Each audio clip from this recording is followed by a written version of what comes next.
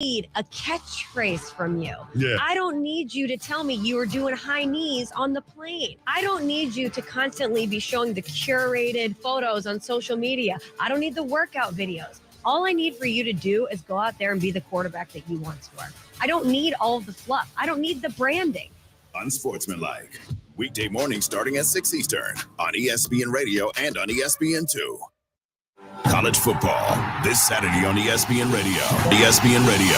One of the best things of college football. Every team's got their rivals. It's the Cyhawk game in Ames, Iowa, as heated rivals go head-to-head when Iowa faces Iowa State. 20 to the 10 to the end zone. Touchdown.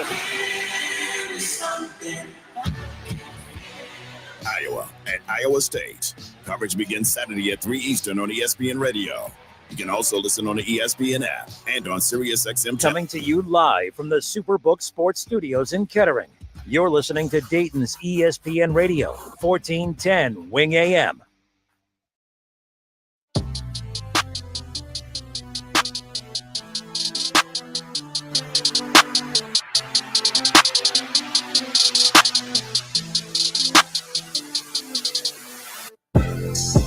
All right, everybody, welcome in. It is the Kinner and Kev Show live here on Dayton's ESPN radio station, 1410 Wing AM. It's the Kinner and Kev Show, but just Kinner today. Sorry, guys. Sorry. Kev will be back. But I am excited for today's show because we have a lot to cover. We're going to be joined in studio coming up later on in the program. College Football Hall of Famer, former Buckeye Keith Byers.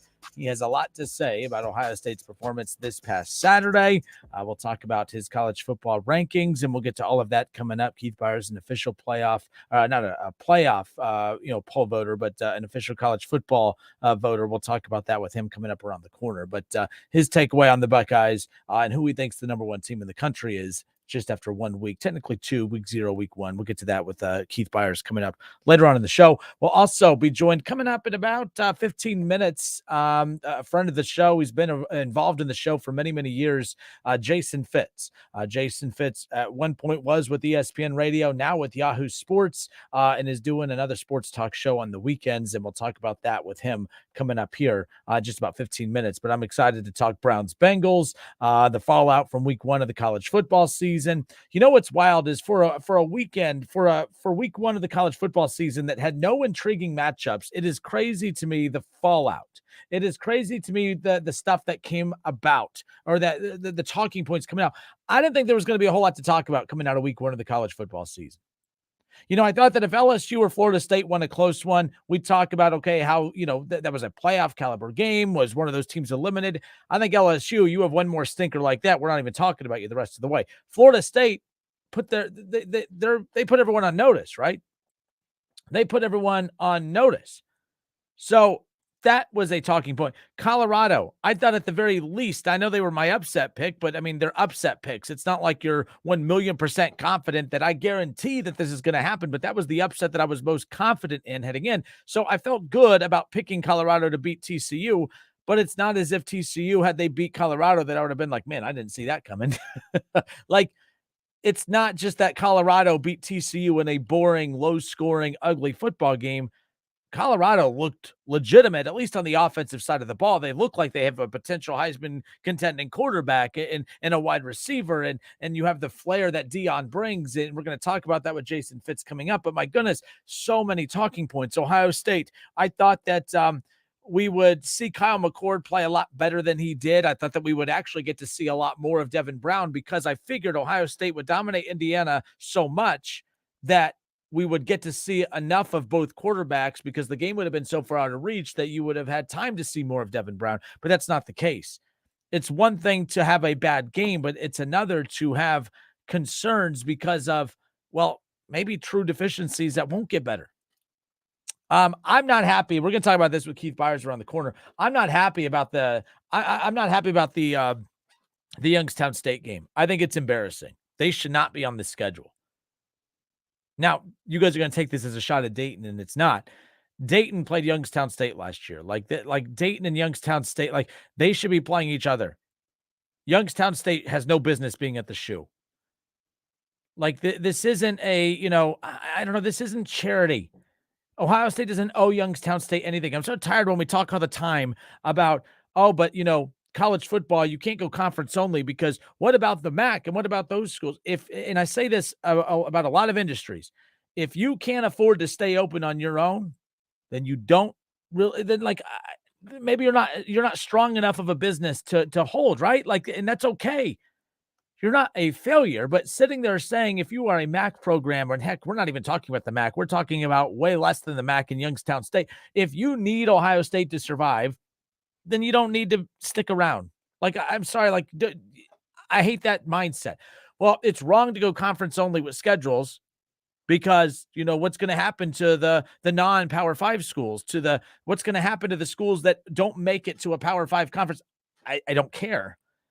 You know, you can't sit there and feel sorry for the same programs that you don't find interesting enough to watch on Saturdays, because if you did, then they wouldn't depend on the big handout paychecks from the bigger schools. You're all hypocrites. I hate when media does that. I hate when fans do it. You can miss me with that. You don't care about Youngstown State football. You don't tune into Youngstown State football. Half of you don't even care about the Dayton Flyers football program here, as far as that's concerned. But you're going to say that, well, what about those programs if these Power Fives go to conference only? I don't care. I don't care. I know that sounds bad, but at the end of the day, it is not Ohio State or the Power Five's responsibility to keep the lesser than programs and conferences open for business. That is not their responsibility. We will learn nothing from Youngstown State this Saturday. Nothing.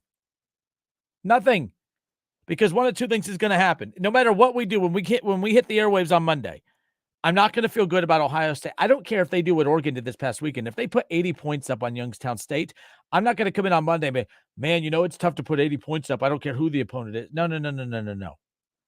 You will learn nothing this weekend. Or we will feel even worse about our team. Because if Youngstown State and Ohio State are close after a quarter of play, if it's like 10-0 at the end of the first quarter, I'm going to feel, I'm not going to feel good about, you know what I mean? Like, come on.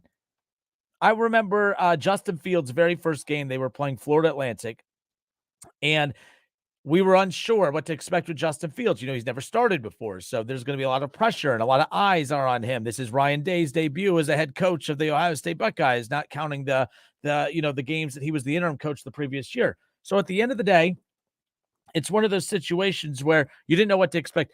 It was literally 28-0 at the end of the first quarter, and Justin Fields had 3 touchdowns and over 175-yard passing. Like, it was just a bloodbath. The talent gap is very obvious. If there is not an obvious talent gap on Saturday at the end of the first quarter, at the end of the first half, and especially at the end of the game, man, I'm concerned. So again, if you blow them out, I'm not going to sit there and say, well, good, that's what they should do. No, because this isn't about blowing a team out. There are too many question marks, and we keep talking about, well, it's only September.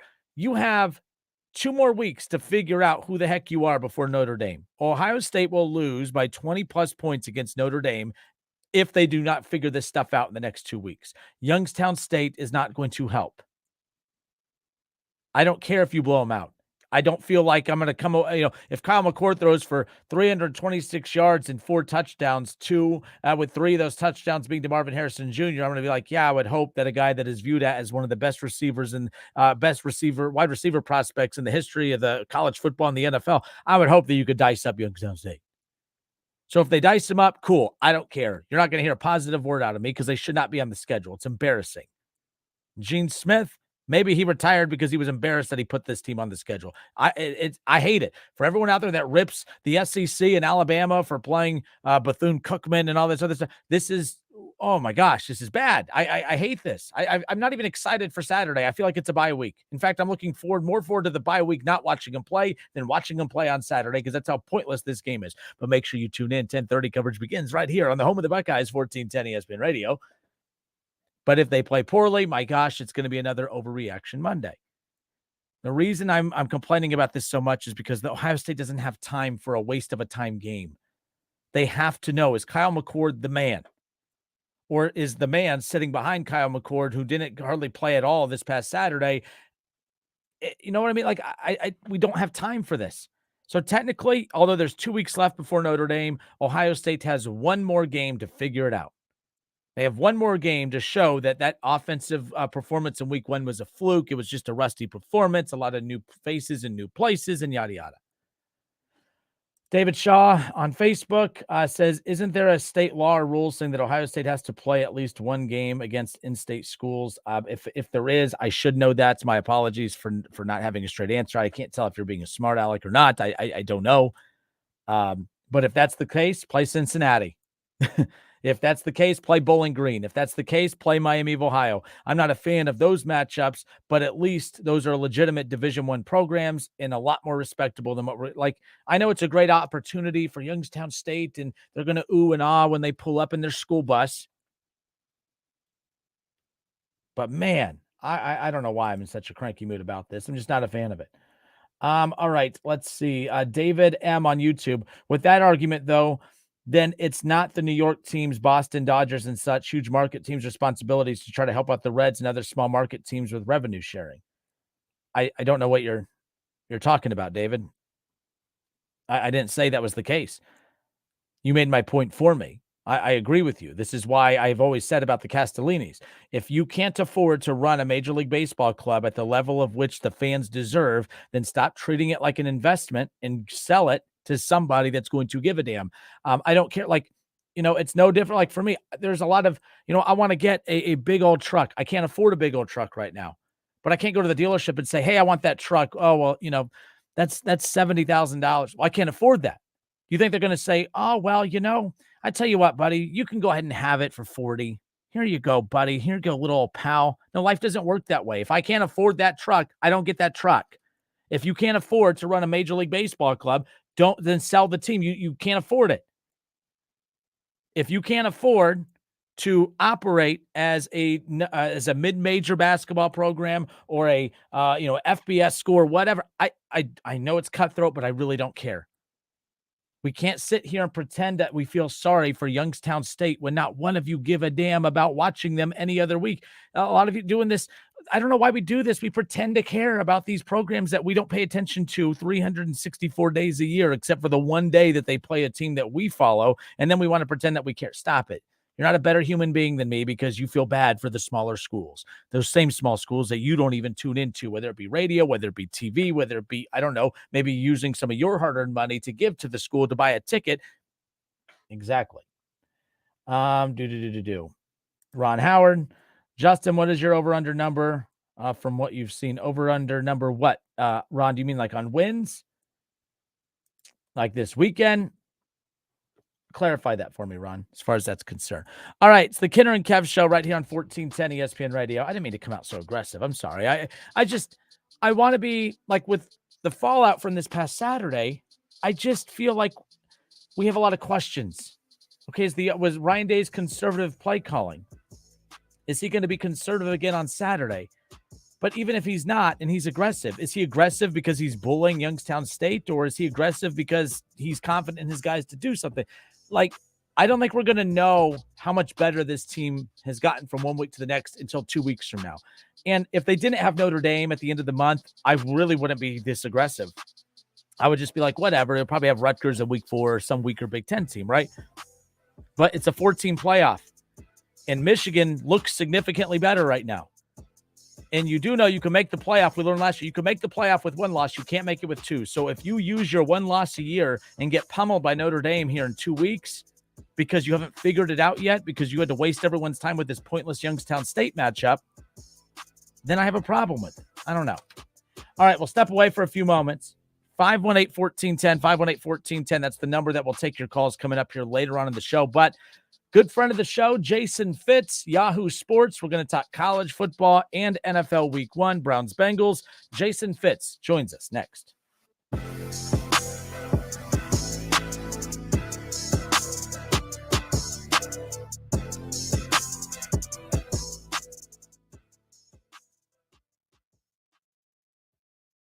It's the Justin Kinner Show with Kev Nash. Justin, you're awesome, baby. Right here on 1410 ESPN Radio.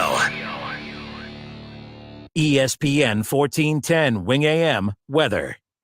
The forecast, a chance of thunderstorms, 65 tonight, partly sunny, 78 Thursday. Friday, partly sunny and a high of 75. I'm Rick Shrimp for 1410 ESPN Radio. My dad has a cold, but also has high blood pressure.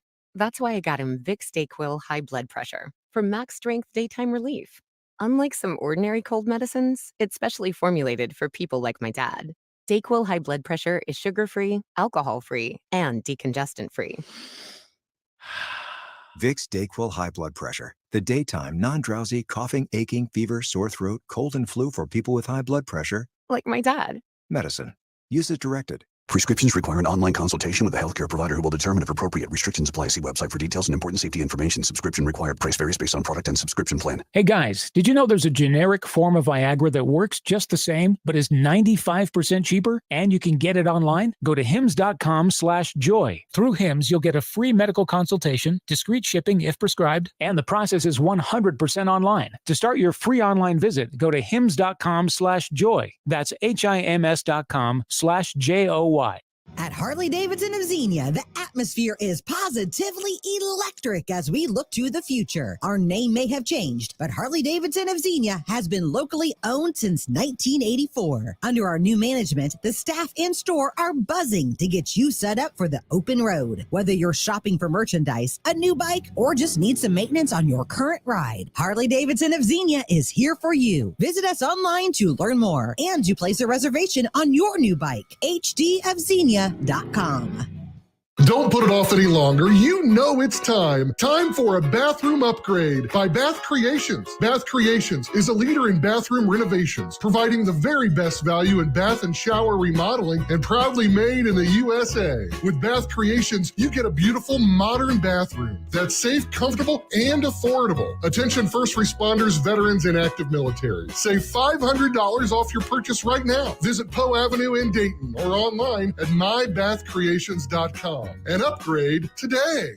Hear the power and feel the noise. NTPA Championship Bowling's All-Star Invitational is back. The 36th annual Enderley Pull-Off, presented by Cowtails, returns to the Champaign County Fairgrounds in Urbana, Saturday, September 16th at 5 p.m. One huge session of bowling on 2 tracks, 23 divisions. 108 competitors qualify. Tractors, trucks, minis, and semis will all be there. NTPA's best of the best from both the NTPA regional and Grand National circuits, vying for their share of over $106,000. Open pin area to see these incredible machines up close. AllStarPoll.com has all the details. Purchase discount tickets for $22, which saves $5 off day of show admission. Ticket outlets include local O'Reilly Auto Parts store locations, Farmers Equipment in Urbana, Farmer's Daughter Restaurant in Urbana, and Dave Kale Chevrolet in Mechanicsburg. Children under 10 are free. The Enderley Pull-Off, Saturday, September 16th at the Champaign County Fairgrounds, Urbana. NTPA season finale. Go to allstarpoll.com for more. A new season is here and an exciting new career is waiting. KTH Parts Industries in St. Paris is now hiring second shift production associates and offers outstanding starting pay at $19.83 per hour. This is an excellent opportunity that offers an attractive benefit package, medical, dental, and 401k. KTH offers the advantage of being a short drive from home, just minutes from Bell Fountain, Troy, Piqua, and Urbana. The position will fill quickly, so please apply now at kth.net. KTH is proud to be an equal opportunity employer. Hey, Buckeye fans, as the official wing sponsor of your Ohio State Buckeyes, Roosters is giving away 12 trips for 2 to this year's Buckeye Bowl game. Each trip comes complete with airfare, hotel, gift bag, and 2 tickets to the big game.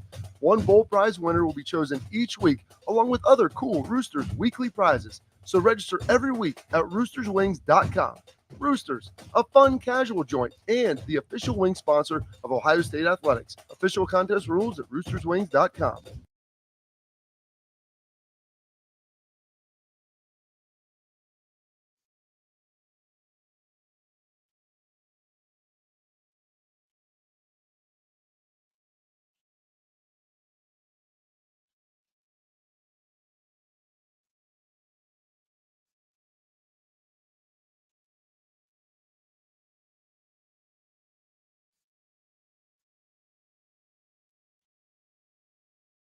$5,000 sign-on bonus. That's right. My friends at Cordell Transportation are now hiring experienced Class A CDL drivers with excellent work history. If that's you, apply now. Cordell Transportation offers home daily dedicated lanes, no-touch freight, and brand new equipment, plus a $5,000 sign-on bonus paid over 18 months, paid orientation, and company 401k with company match. Apply online at CordellTransportation.com. Cordell Transportation, driven to succeed. Imagine getting ahead of your irritable bowel syndrome with constipation or IBS-C by treating it with Linzess. Then you could start proactively managing your constipation with belly pain and get ahead of your symptoms. Talk to your doctor about Linzess, linaclotide. Linzess is a prescription medicine that treats IBS-C in adults. It's not a laxative. It's a once-daily pill that helps you get ahead of your symptoms. It's proven to help you have more frequent and complete bowel movements and helps relieve overall abdominal symptoms, belly pain, discomfort, and bloating. These symptoms were studied in combination, not individually. Do not give Linzess to children less than 2. It may harm them. Do not take Linzess if you have a bowel blockage. Get immediate help if you develop unusual or severe stomach pain, especially with bloody or black stools. The most common side effect is diarrhea, sometimes severe. If it's severe, stop taking Linzess and call your doctor right away. Other side effects include gas, stomach area pain, and swelling. Imagine, what could relief from IBS-C mean for you? Talk to your doctor and say yes to Linzess. Learn more at linzess.com or call 1-800-LINZESS. What makes AutoZone America's #1 battery destination? Because they offer free battery testing and charging and reliable replacement batteries. And they've always got your battery solution. Get in the zone, AutoZone.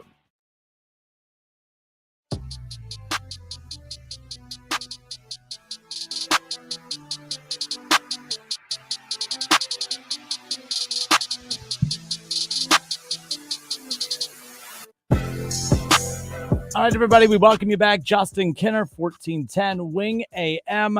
This Friday night, week 4, the high school football season. I don't get it. I feel like we literally just kicked off the season, but here we are in week 4. And about a week from now, we'll be talking about the halfway point of the season. It makes no sense, but what a season it's been already. And this Friday night, College Football Hall of Famer Keith Byers and myself will be setting up shop in Huber. We'll be setting up for the Wayne Warriors, welcoming in Mo Douglas and the Springfield Wildcats, our week 4 game of the week, which you could also catch on 101.5 Hank FM and right here on 1410 Wing AM. We're pretty excited. The season's moving. Already week 2 of the college football season, of course, and then the ultimate kicking off the NFL season. Kev Nash out today. He'll be back with us tomorrow, of course, but let's get to it, shall we? Week 1 of the NFL season. We hogged all of yesterday's show with college football. We started the show with college football. We're not done with college football, but I want to turn my attention towards week 1 of the NFL season by bringing on a very good friend of the show, Yahoo Sports' Jason Fitz, who's hanging out with us now. Jason, it's been a while, my friend. How are you?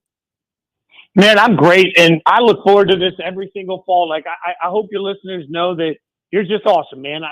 Every year that you've asked me to do it, I always get excited that I get to hang out with you guys and do this every week. And I'm stoked to bring that back. I just love being a part of this with you and love being a part of your market. So it means the world that you even asked me to come on, man. Well, we appreciate it. Again, every Wednesday, we will be joined at 3:15 with Yahoo Sports' Jason Fitz, talking NFL, college football, and everything under the football umbrella, of course. But let's get to it. I don't know about you, but I think you know the way we shape our show. We talk a lot of Browns, Bengals, and I could not think of a more fitting way to kick off the 2023 season than the Browns and the Bengals. And who knows? I haven't refreshed X or Twitter or whatever it is. I don't think Joe Burrow's the richest man in the NFL yet, but we know it's only a matter of time.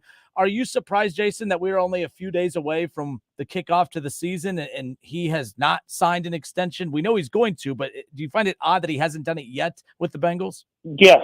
Yeah, 1,000%. And even in talking to some of the insiders at Yahoo, everybody's digging around trying to find out why. Like, everybody knows this deal is going to get done. So, why is there any sort of a holdup? And it's not injury related as much as I think it is fair to say that injuries have become a little bit of an issue. Like, you could make everybody in the room feel a little uneasy by saying, what about the injuries, right? But that's not holding anybody back in this situation. So all sides have been that they're pretty open on their communication and they're all on the same page. But why is the deal not done? Especially after Herbert got his deal done. I think that kind of made all of the ducks line up in a way that Joe Burrow should get wildly paid. He will get wildly paid, but I think it's weird that it isn't done now, and it's going to continue to be a conversation until it is. The likelihood, for one, it's surprising to me that it's not signed yet, as we just discussed, but what's the likelihood that at 1:00 on Sunday, Jason, when the Browns-Bengals kick off, what's the likelihood that Joe Burrow is lining up under center for the Bengals without a contract? Extension. I think without the extension, I would be stunned. If we get into this season without it, I just would be stunned. It feels like this is one of those things that they'll break over the weekend and everybody will say, oh, that makes total sense. And the other part of it is, how many times have we talked about this? Get ahead of it anyway. Like, this can't become complicated because you're going to pay him absolutely insane money. So pay it to him now, get it out of the way, finish the story, but also get ahead of whatever quarterback's going to come up next and get paid huge money too. So I think they'll get it done. And before week 1 would make the most sense, because then you can trot them out there. Say, look, the injury's not a big deal. Look, we're paying them all this money. Look, everything's going to be just fine for Cincinnati. Yeah, it's odd because, when I bring it up, and I've been asking this for a while, especially once Justin Herbert signed his, I knew that Joe Burrow wasn't going to be, he wasn't going to sprint to the office and be the first to get that extension done. Obviously, he's going to wait on Jalen Hurts, and we're glad to see Lamar get his deal done in Baltimore, of course, and then Justin Herbert gets his deal done.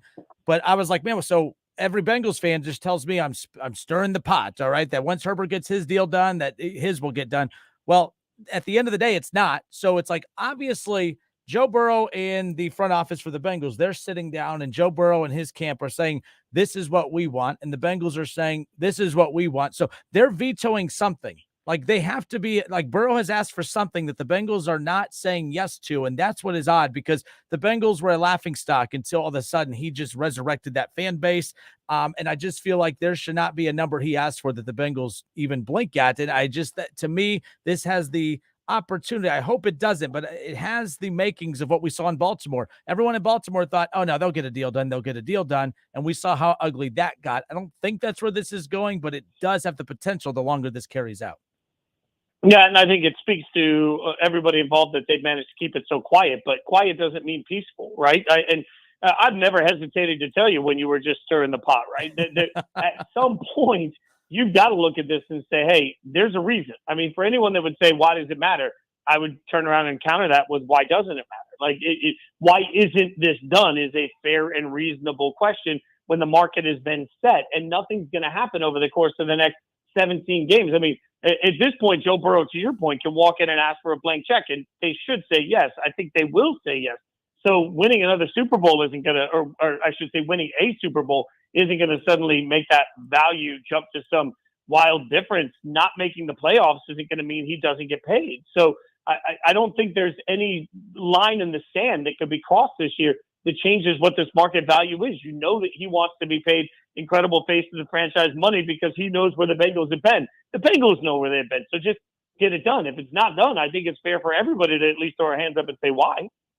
So they got the Browns on Sunday. And Jason, a little exercise here. If you take the roster of the Browns and you just take away the fact that it's the Browns, and you take that exact roster and you place it in New England, or you place it in Pittsburgh, or you place it in anywhere but Cleveland, does this team get more respect in your opinion, or is it the ghost of the past of the Browns that is not allowing any media, national or local, to latch on? Maybe I'm a homer, but I look at this roster and I'm like, my gosh, they have the dominant pass rush. They have a great secondary. They have the potential at quarterback to have a top 5 quarterback in the NFL. We know the run game. We know the offensive line. I don't think the receiving core, they don't have that elite guy, but I think depth wise, they have one of the deepest receiving rooms in the NFL. Now that I got all my homer takes out of the way, if they are not the Browns, but this roster is in any other market, Jason, is this team getting more respect in your opinion? Yeah, and think about last year being a lost year, really, for the Browns. They understood it was going to be a lost year with the Deshaun situation. They still went 7-10 in a lost year with a backup quarterback for the majority of that. The hardest part about this is Deshaun is supposed to be great, and we all know that Deshaun, I'm just talking about the football player, and when you talk about the football player, when he plays well, he's a top 5 quarterback in the NFL.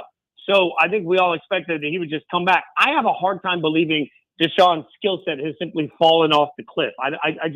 I don't know that I can buy that. So he gets a few games at the end of last year, gets a chance to knock off some of that, and now he's going to come into this year, I think, with expectations. To me, the Browns are one of the teams we're sleeping on. The division is incredibly difficult.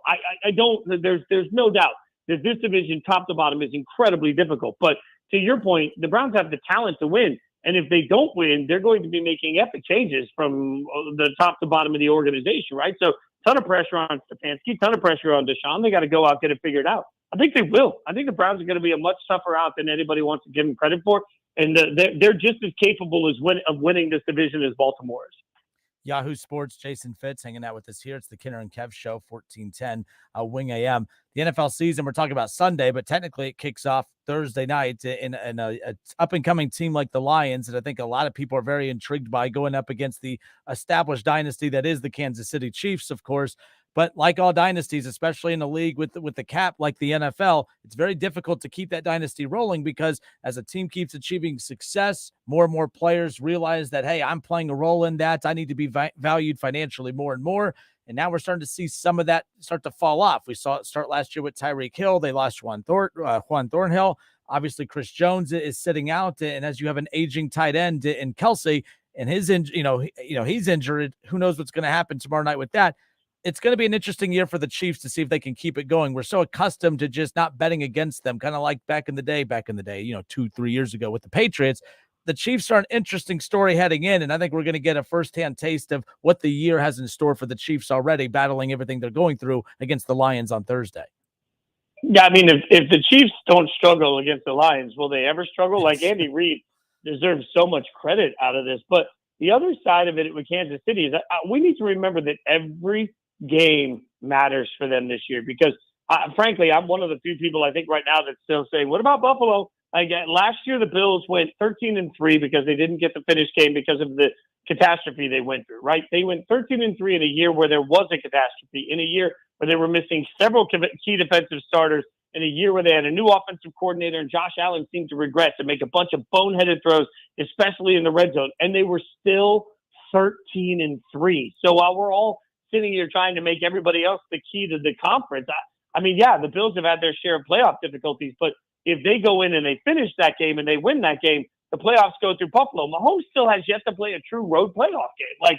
So if I'm Kansas City, I got to remember every stinking game matters because the key to the Chiefs dynasty has been in part, not just Mahomes and Reed. It's been home field advantage. So they got to come out and find a way to win over a Lions team that top to bottom is very good. It's better than you mentioned earlier, the brand. If it wasn't the Lions, people would be all over this team this year. It is just, the Lions have everything you need to be able to be competitive in that division and in that conference. They should be able to go out and at least hand Kansas City an epic matchup. If they don't, then I don't know what stops the Chiefs. The Vikings lose Dalvin Cook. They lose a lot of their top pass rushers. I like the draft pickup that they were able to get at wide receiver. So they've plugged some holes and they lost some pieces. We're talking about the Lions. You look at the NFC North. The Bears have improved. They put some more weapons on both sides of the ball to build around Justin Fields. Packers, it's a new era now, no Aaron Rodgers. That's one of the most intriguing divisions to me, especially in the NFC, of course. Who's coming out of the NFC right now? I mean, the Lions, we talked about them. If it's anyone else, I think we're overhyping them. But with them, who's coming out of the NFC North, and is it the Lions, in your opinion? Yeah, I think it's the Lions. And the interesting thing about the Packers is that Jordan Love is going to return to Matt LaFleur's offense. If you watch Matt LaFleur when he was the Titans head coach, or offensive coordinator, I should say, he loved to run the ball and just set it up that way. Very, very methodical offense. It was much different when he went to Green Bay with Aaron Rodgers, obviously. I think Jordan Love is going to be asked to basically be part of a much more ball control offense for Green Bay. The Packers fans are going to find boring, but it can keep them in games. They've got a lot of talent on the defensive side of the ball, too. They could stay in games. Chicago put a bunch of money towards it, but I still don't believe in them. And I think, to your point, Minnesota looked around and realized that they were lucky last year, not good. So they got rid of a bunch of contracts. They're going to keep doing that. And I think they're trying to restock while they accept a year of mediocrity, right? So the Vikings take a step back. I think the Packers are the unknown. The Lions should be the favorite. They should find themselves in a home playoff game scenario as weak as the NFC is. All right, last NFL thing before I give you a couple college, and we'll let you go here on this Wednesday. Yahoo Sports, Jason Fitz hanging out with us here this afternoon. A little bit back to the Browns real quick. So this is a pressure-filled situation because of the money that they invested into this team and the talent that they have, but also the straw that stirs the drink is the quarterback, obviously, in Deshaun Watson. But another team that's very similar that went all in and gave up a ton of draft capital and gave a ton of guaranteed money to, you look at the Denver Broncos and Russell Wilson. Russell Wilson, Deshaun Watson did not live up to the hype of what we know they're capable of talent-wise last year. And you have two fan bases and you have two franchises who are quietly trying to remain confident while also holding their breath, knowing that, hey, there could be a lot of egg on both franchises' faces if both these quarterbacks don't flip that switch this year. Browns with Deshaun Watson, Broncos with Russell Wilson. Which franchise is under more pressure for their quarterback to show that they still have it this season? I think the pressure goes to the Browns this year, in part because of Deshaun's other situations, and then in part because the expectations that are there. Sean Payton buys you an excuse. in Denver. Hey, it doesn't matter. This doesn't like. I'm completely out on the Broncos this year. Every coach that comes back to a team in this situation, you go all the way back to Joe Gibbs, right? Comes back to Washington, it stunk, right? Like when a coach comes back to a situation, they got to do such a rebuild. We're going to hear all the same things about bringing in his guys and culture and tearing it apart to rebuild it. All these things. I think Sean Payton and the Broncos this year are going to be clearly one of the worst teams in the AFC. I think Russell Wilson is cooked. And then when he gets to that, he's going to say, well, it's about bringing in my people, and then we'll see if it works without, Drew Brees as his quarterback. Sean Payton can be brilliant all day long, but brilliant doesn't win, Bill Belichick, unless you have a quarterback. So, they're going to have to figure that out. But because they have Sean Payton and he's new, there's not going to be as much pressure on the Broncos. They'll accept the building plan. In Cleveland, you put too much on the line to bring Deshaun over with the expectation that this would be the type of year that now it's all worth it, and we asked at the time what kind of winning would have to happen for all of it to be worth it. And the answer was Super Bowls. Well, they're nowhere near that, right? So the pressure is big on Cleveland to prove that they're at least taking that step towards it, far higher on Cleveland. You're a Raiders fan. It's a little bit of a tough off season, of course. And how are you, how are you coping as a Raiders fan right now? And on a scale of 1 to 10, your confidence level of your Raiders' ability to compete for the division in 2023?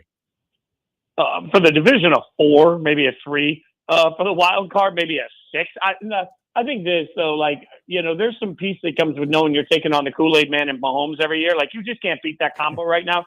So you might as well at least step back and try and get better piece by piece.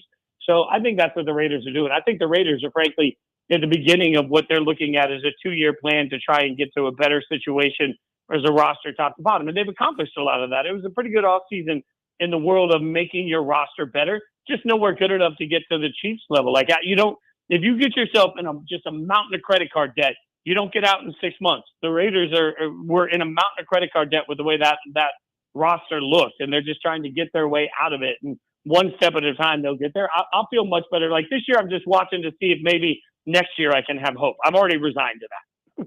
I mean, you talk about credit card debt. They clearly lack the rich parents to get them out of trouble. I mean, that's what we all need is rich parents to get us out of trouble. So I can relate to the Raiders, that's for sure. But Jason, last thing on the way out, college football, and of course, I'm surprised at how many talking points we had coming out of week 1 of the college football season. I'm not a big fan of the, of all the conferences changing and teams leaving and the Big 12 or the Pac-12 potentially folding after this year and everything. But at the same time, I do want better matchups. And I looked at week 1 and I'm like, my gosh, this is one boring week 1. Luckily, Colorado TCU, the only reason that was interesting was because Deion made the surprising move to go to Colorado to begin with. Otherwise, that's just another boring matchup this week. I'm surprised at how much talking points there were coming out of week 1 of the college football season. There was so much that happened for a week that didn't really have any intriguing matchups. Are you surprised at how many talking points came out of week 1 with Ohio State's in the quarterback issue for them and the struggles against Indiana, even though they won? Obviously, you look at the fact that LSU, it's not just that they lost, but it's how they lost, getting blown out. And you could flip that, say Florida State looked a lot better than some had anticipated in that situation. Deion, Colorado coming away with the big upset win over TCU, which, by the way, that was my upset pick. I got that one right for once. I actually got one right last week. The list goes on and on. What was your biggest takeaway from week 1 of the college football season? Well, you mentioned a lot of good ones, but I still think Clemson getting beat the way they did to Duke is just we're in this world of adjustment, right? For years, it was supposed to be Dabo was the adjustment away from Saban because he was the nice coach that would just be like your uncle that everybody wanted to hang out with. And that was his whole vibe. Well, now you've got Deion coming in with a much different sort of a swaggy, I'm just going to let you be you. And we're going to rebuild this roster out of free agents every year and just a much different approach. And that gets all this attention. And in the meantime, Dabo's over here without a quarterback. And we talked about it earlier. You can be a great coach all day long. If you don't have a Trevor Lawrence, you're not, if you don't have a Watson, you're not in the same situation. And Clemson has an okay quarterback, but they got a bunch of guys that really can't get open. They got an offensive line that got pushed around by Duke. They got a defensive line that didn't look impactful. Across the board, it looked like Duke not only played better, but it looked like Duke had better athletes. And that, to me, is stunning. In today's world, Clemson is teetering now in a conference that is going to bring out mediocrity in a lot because the ACC just won't get the same level of attention as the two bigs will get, you better be Florida State coming out making big statement wins and say, no, we got all the athletes, we got all the big names, we got Heisman candidates. That's the way you'll compete in the modern playoff. If Dabo doesn't adjust the way he recruits and adjust the way they bring in players, Clemson will be left behind, and they will become worse than bad. They'll become irrelevant in the college football landscape. Yeah, the stubbornness, and this is why you could tell like the healthy programs versus the programs that are on a hot streak right now, because it's like I feel like at Clemson they just don't have that support system around him to tell him that he's being stubborn in the approach to the transfer portal and NIL and everything else, because he's so against the transfer portal. And it's like, imagine being an NFL coach and refusing to sign free agents because you only want to build a winning team with the players that you drafted, right? Like that's his approach to college. You can't have that. Nick Saban hates the transfer portal. He hates all of it, but he has enough strong people around him to counter his stubbornness for him to understand the importance of it. I feel like Dabo, he built it up to have the expectations to be a title program, but I feel like he's also going to be the guy that tears it all down unless he has someone that can convince him to change his ways.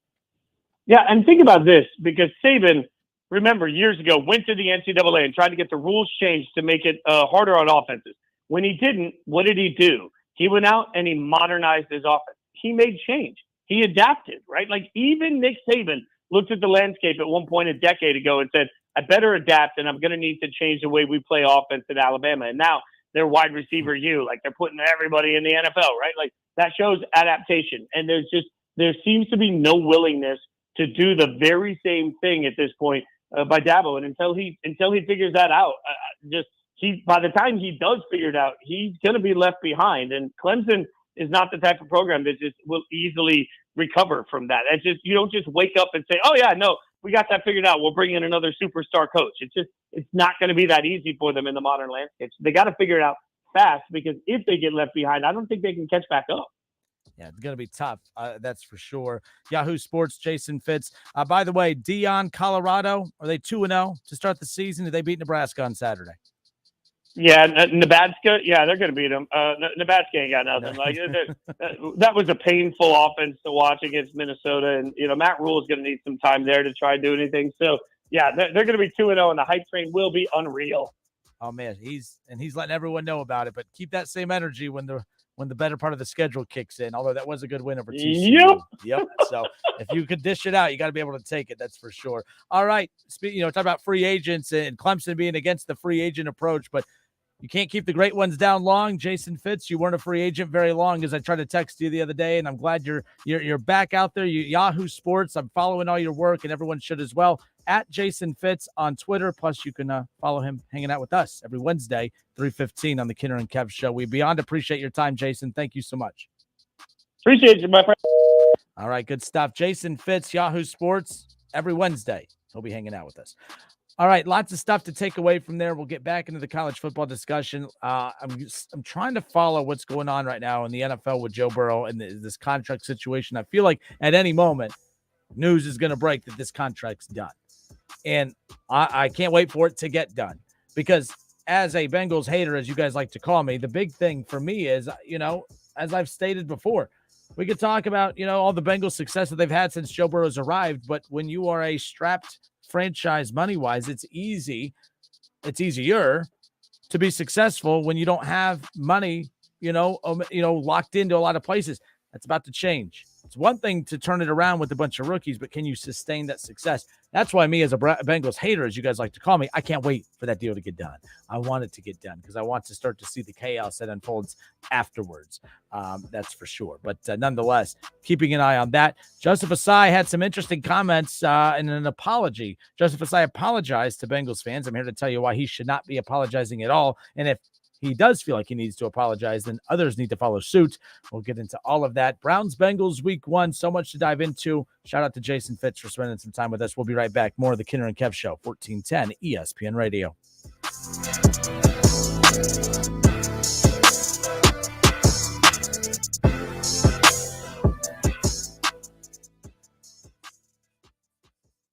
Listen, stream, watch. It's the Justin Kinner Show with Kev Nash, right here on Dayton's ESPN Radio, 1410 Wing AM.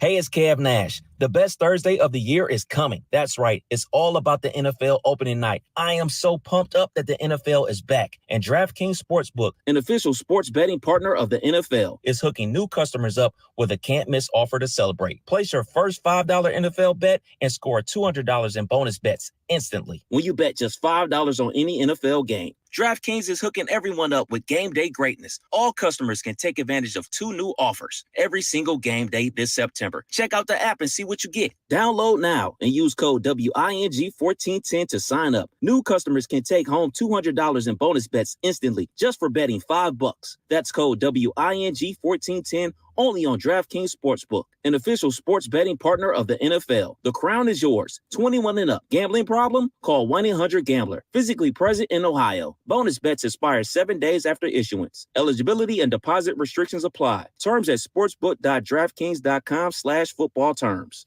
At the Home Depot, Saturdays are about 2 things. Easy cleanup with the Ryobi 18-volt ONE+ Whisper Series leaf blower and football.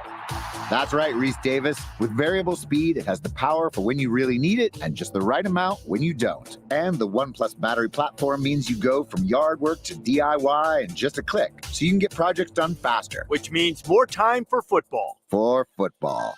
Upgrade your Saturday with Ryobi and the Home Depot. How doers get more done. Get in zone, AutoZone. Welcome to AutoZone. What are you working on today? My car really needs a wash. The $20 McGuire's bundle includes Gold Class Car Wash for a showroom shine. Get in zone. And what about my tires? Just spray the included Hot Shine tire coating and you're all set. Get in zone. The inside is not great. No problem. The quick interior detailer in the bundle can help with that too. Get in zone, AutoZone. Restrictions apply. You've been putting back a few, and a few becomes a few too many. For a moment, you think of calling for a ride, but nah, you live nearby. What's the worst that could happen? You get pulled over, your insurance goes up, you lose your license, you total your car, you kill someone. The results of driving drunk are tragic. That's why law enforcement is out there looking for impaired drivers to save lives. So if you think you're okay to drive after a few drinks, think again. Drive sober or get pulled over. Paid for by NHTSA. Now's the time to get a great deal on Kubota construction equipment, featuring durable Kubota engines, more comfort, more productivity, more get it done right. The Kubota construction lineup shows up ready to work every day. Right now, bring home select Kubota equipment for 0 down, 0% APR for up to 36 months. Now through September 30th. See us or go to KubotaUSA.com for more details. Stop by Columbus Equipment in Columbus, Dayton, or Toledo to see their full line of Kubota construction equipment, or check them out online at columbusequipment.com.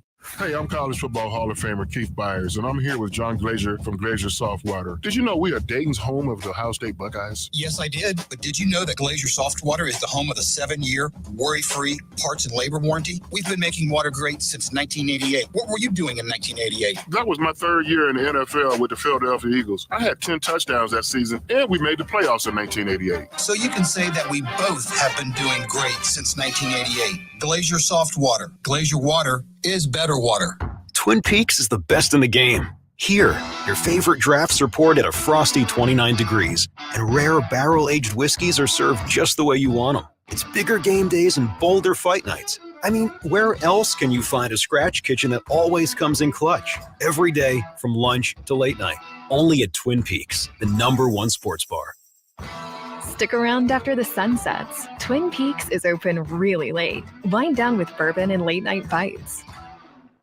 When my daughter gets a cold, I have a secret weapon. Dayquil Kids Berry from Vicks. Dayquil Kids is specially formulated to treat kids' most bothersome cold and cough symptoms quickly. And the best part is that Dayquil Kids Berry tastes really great.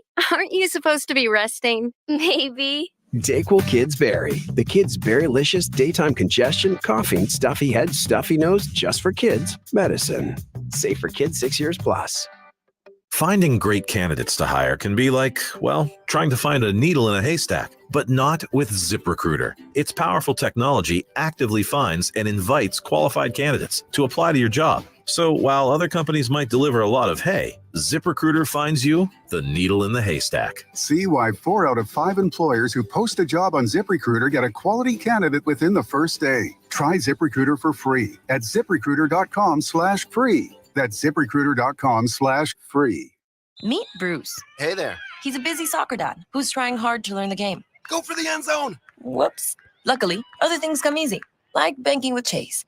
On a tip from his banker, he set up AutoSave in the Chase mobile app. So what are you saving for, Bruce? Father-daughter soccer camp. Smart bankers, convenient tools, one bank with the power of both.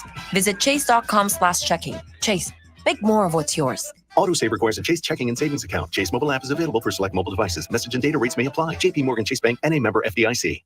At the Home Depot, Saturdays are about 2 things. The one-of-a-kind wood-fired flavor of a Traeger Ironwood XL grill. And football. That's right, Desmond Howard. Get fired up for the game in just a tap with Traeger's intuitive touchscreen. Then throw on your favorites and monitor the grill from anywhere with Wi-Fi technology. So you spend less time staring at the grill, which means more time for football. Upgrade your Saturday with Traeger and the Home Depot. How doers get more done. Discover credit cards do something awesome. At the end of your first year, they automatically double all the cash back you've earned. That's right. Everything you've earned, double. See terms and check it out for yourself at discover.com/match. Hey everybody, it's Stephen A. Smith, and everyone knows my feelings on Cowboys fans. But really, Justin Kenner, you're a Cowboys fan and a Browns fan? Good Lord have mercy. I don't know what the hell to do with y'all. I really don't. It's the Justin Kenner Show with Kev Nash. Weekdays from 3 to 6 p.m. on 1410 ESPN Radio. Are you ready? Well, finally, the former Buckeye got paid. We've been waiting for a long time for this former Buckeye to get paid. It finally happened. No, not Joe Burrow. He's not a former Buckeye. Well, he shouldn't count as a former Buckeye. He's a former Tiger. Go Tiger. We're talking about Nick Bosa. Nick Bosa just broke the bank. According to ESPN's Adam Schefter, he agreed to a 5-year, $170 million contract extension with the San Francisco 49ers, including $122 million guaranteed by a wide margin that will make him the highest paid defensive player in NFL history. Look, the one thing about Nick Bosa, he has always had a business mindset, even to the point that it has brought about criticism. And I'm not criticizing Nick Bosa here. It's just Nick Bosa has known he's had a business first mindset from the very first moment he stepped foot at Ohio State. I mean, if you guys remember that last year that he at Ohio State when he got hurt, I was critical, and a lot of former Buckeyes were critical too. This is why I laughed when, this is what led to my issue with Bucknuts and some others, is because I was being told what opinion I was allowed to have and not allowed to have. And I told Bucknuts I was not going to continue working with them if they kept telling me what opinion I had to have, because I'm paid to give my opinion. I'm not paid to give your opinion. So, I remember that this was the straw that, the final straw that kind of led to the falling out with me and that entity or whatever. And I don't really care, being honest. I mean, they were, Buckeye fans were ripping me on the boards, and now they're killing you on the boards. And I'm being told, and I'm like, I don't care about the boards. If I cared about the negative stuff that people were saying about me a long time ago, I'd have quit this job a long time ago. The bottom line is it started because I was critical of Nick Bosa, because Nick Bosa was always a business first person. Now, there's nothing wrong with that. I'm a business first person. Well, I shouldn't say that. There's a lot of things I put up with at the expense of my happiness to do what I love and to make sure that this train keeps rolling here. But I understand it. It's not wrong to be business first, but if you are going to be a business first person at the expense of the team around you, you will be criticized. And it's fair to criticize them. Even if that's the thing. I hate when people say, but Justin, he did it for, because he was protecting his body for the NFL. Well, that's fine. That's why he did it. It doesn't mean that he's immune to criticism. So let me restart this here. Back at Ohio State, he gets hurt. His goal was to get to the NFL. He knew he had a ton of money coming his way. And what did he do? When he got hurt, he didn't stay at Ohio State. He left Ohio State. He technically quit the team. You can reword it how you want, but he quit the team. Okay.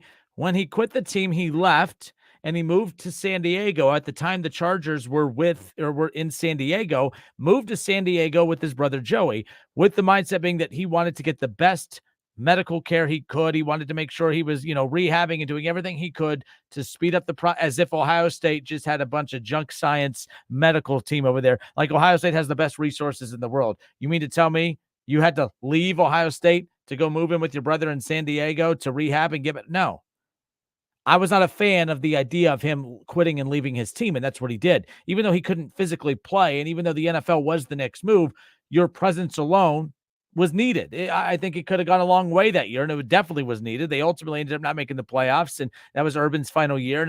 And then the thing that made me sick was the fact that he quit on his team and left. And then, oh my gosh, when it was time to get attention again, and they're playing in the Rose Bowl, he was on the sideline taking credit, taking in you weren't on the sideline all season when your team was, fighting through it, trying to get through an up and down season, but you wanted to steal the spotlight and be on the sideline and get all the press and everything else. But in his defense, doesn't mean he was wrong for why he did it. It just means I didn't care for it. I didn't like that approach. Keith Byers and a lot of other former Buckeyes didn't like it either. But I'm saying all of this because of the fact that he has always been a business-first person. He has always known what he has wanted. He wanted to be in the NFL. He wanted to protect his body to make sure that he got every single dime that he could potentially get in that business-first mindset. Although it brought about criticism during his time at Ohio State when he just quit on his team and left, it has paid off, literally. Okay? I mean, at the expense, almost was willing to not play at all for the 49ers this upcoming season. And there are some players who a lot of organizations will call your bluff. They're like, okay, we'll see. How many games are you really willing to miss? Nick Bosa is willing to miss anything. He will always put himself and his body first. Now, I'm not saying he's selfish, but at the same time, he will not put the team first over the money situation. And that's okay. Because when you're talking about a guy that just broke the record, he's the highest paid defensive player in the history of the league, it worked.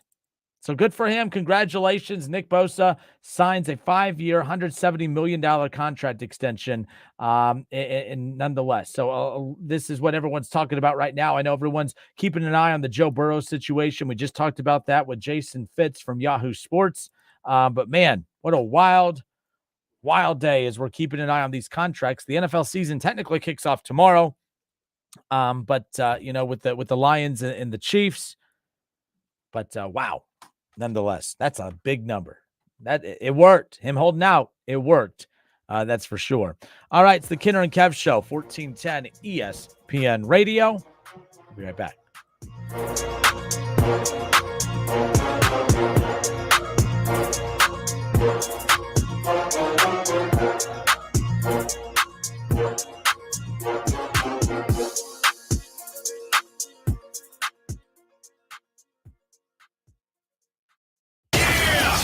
It's the Justin Kinner Show with Kev Nash on 1410 ESPN Radio. From local town councils to Capitol Hill, agents who are realtors are standing up for what's right. We're here protecting property rights. Here advocating for the issues that affect our neighborhoods. Here championing fair and equitable housing for all. Because we are realtors, bound by a code of ethics, driven to serve our communities. We're here for it all. Here for you. Realtors are members of the National Association of Realtors. That's who we are. I'm Kareem Abdul-Jabbar. I learned about atrial fibrillation the hard way. My symptoms would come and go. Shortness of breath, fatigue. I kept going. Then I got so lightheaded, I couldn't. My doctor said I have AFib, so I'm about 5 times more likely to have a stroke. Other symptoms, irregular heartbeat, heart racing, chest pain can come and go, but the risk of stroke stays. If you have symptoms, tell a doctor. Visit notimetowait.com. Sponsored by Bristol Myers Squibb and Pfizer.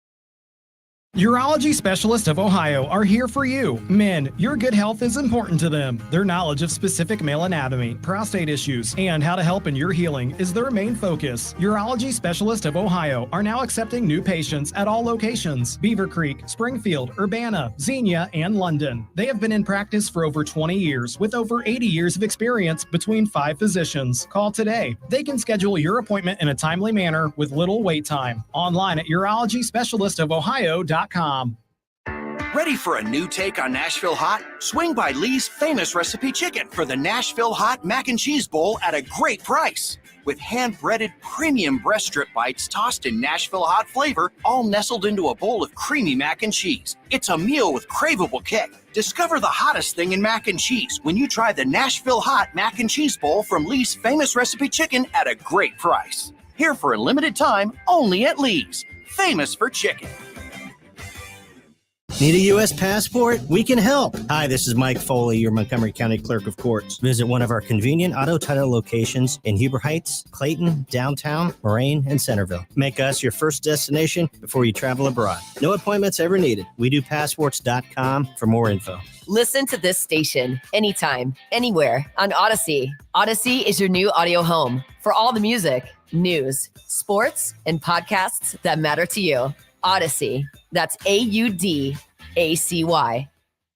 It's time to say goodnight to that check engine light with the free AutoZone Fix Finder service. It'll help troubleshoot the likely cause of your light for free. Restrictions apply. Get in the zone. AutoZone. Buckeye fans, don't miss Dayton's own Keith Byers every Wednesday at noon on The Keith Byers Show, presented by Lee's Famous Recipe Chicken. Coming to you live from the Superbook Sports Studios in Kettering. You're listening to Dayton's ESPN Radio, 1410 Wing AM.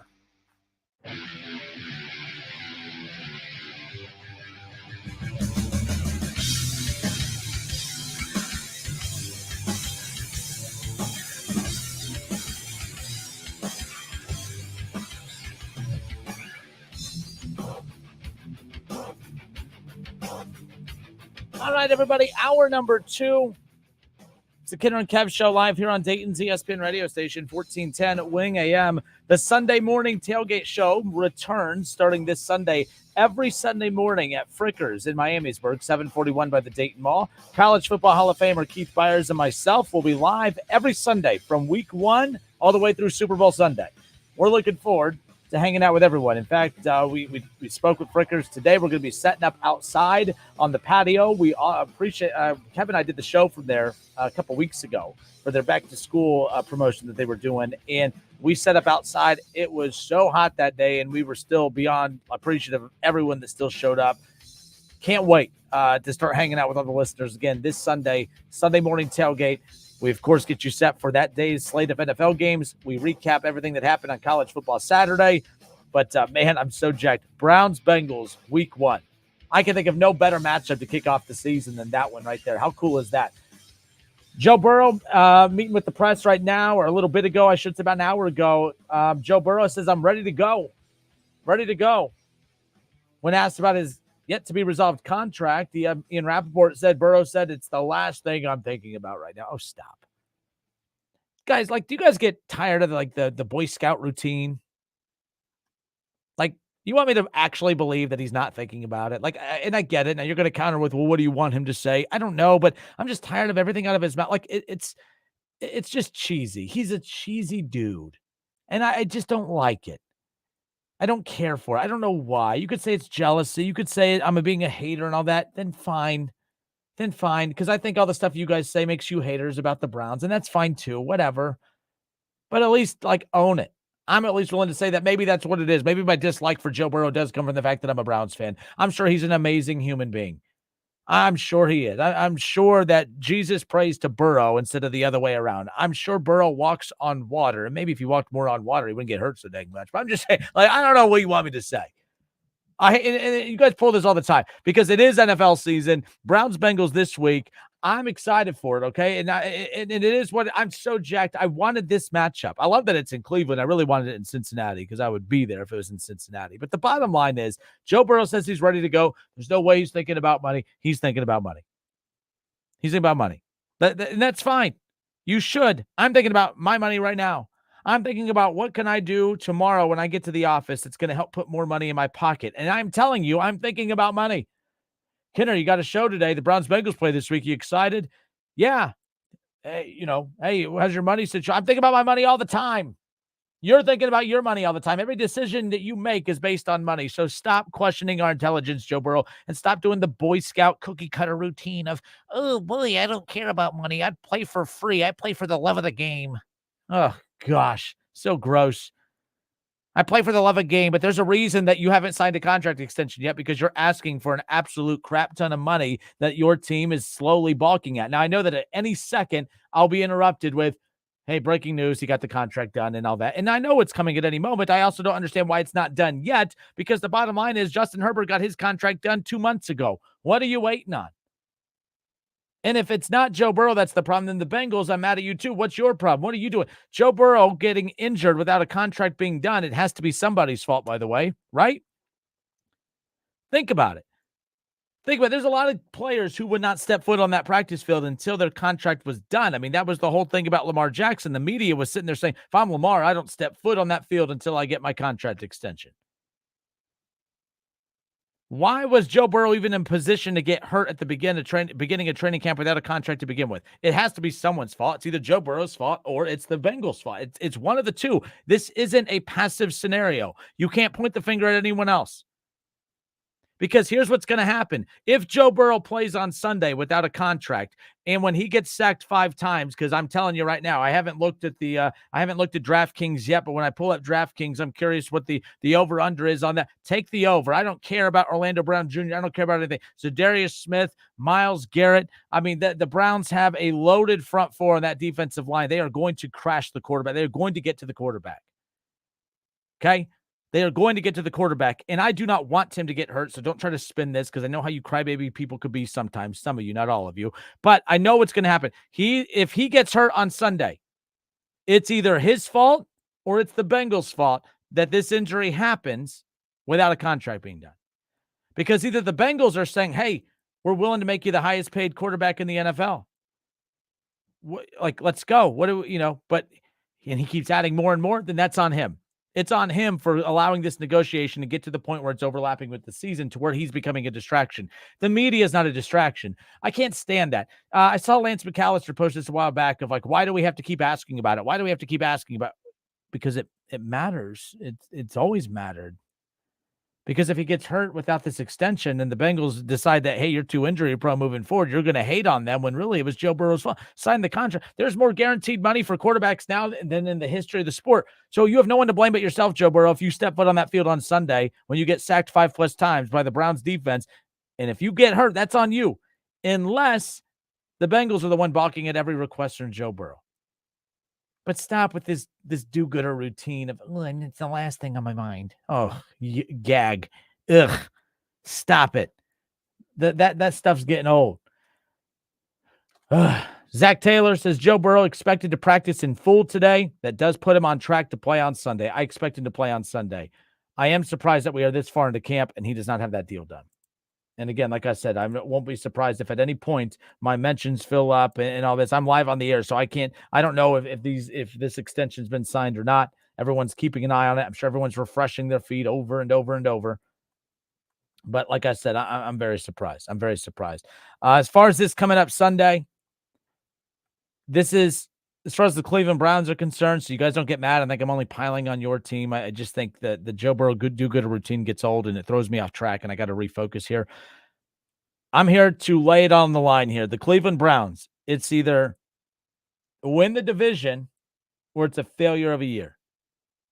I think the Browns are better than the Bengals. The Browns have more talent than the Bengals from top to bottom. Not by much, but their defensive line is better. Their secondary is better. Their linebackers are better. Their offensive line is better.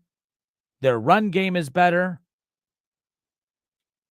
The Bengals have Joe Burrow, T. Higgins, Jamar Chase. That's better than the Browns. But the gap between Joe Burrow and Deshaun is not wide. The gap between the receiving core and the Browns, what the Browns lack in explosiveness that the Bengals have, they make up for it in depth. I love what the Bengals have in Jamar Chase and T. Higgins at the top. I love what they have with Tyler Boyd as their third option, but I'm telling you, after that, that's not a deep receiving room. That is a top-heavy receiving room. It's not a deep receiving room, and that's not like even a hot take. I think you guys can all agree that when you look at the depth of the Browns receiving room, I think they're deeper. I think that they have a deeper receiving room. Now, again, it's all up to you on what you value more.